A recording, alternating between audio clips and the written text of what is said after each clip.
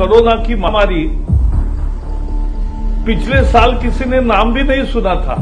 और मुझे याद है भारत का पहला पेशेंट 30 जनवरी को आया, लेकिन उसके पहले महीना भर मोदी जी हर कैबिनेट मीटिंग में ये बताते थे कि ये संकट गहरा है, सारे दुनिया में आ सकता है, हमें तैयारी करनी चाहिए, हमें सावधानी बरतनी चाहिए।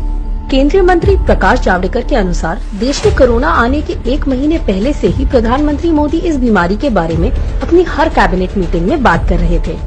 हाँ, वही प्रधानमंत्री मोदी जो 24 फरवरी को अहमदाबाद में हजारों लोगों के साथ सोशल डिस्टेंसिंग की परवाह किए बिना नमस्ते ट्रम्प बोल रहे थे।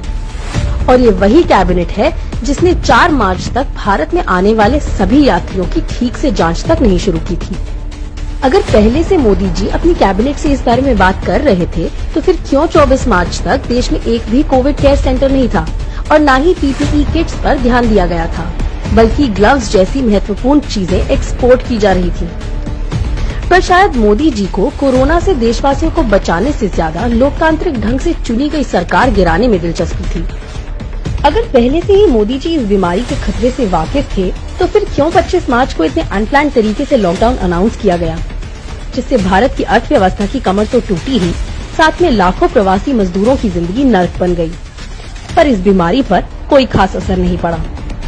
जहां बाकी देशों में लॉकडाउन के बाद केसेस कम हुए हैं, वहीं यहां आज तकरीबन 3 लाख केसेस हैं और भारत कोरोना संक्रमण में विश्व में 4थे नंबर पर है। जावड़ेकर जी, देश आपकी सरकार की विफलताओं को पूरी तरह से समझ चुका है, इसलिए बेहतर ये होगा कि आप सूचना मंत्री की पद की गरिमा को बनाए रखें और देश में गलत सूचना का प्रसारण न करें।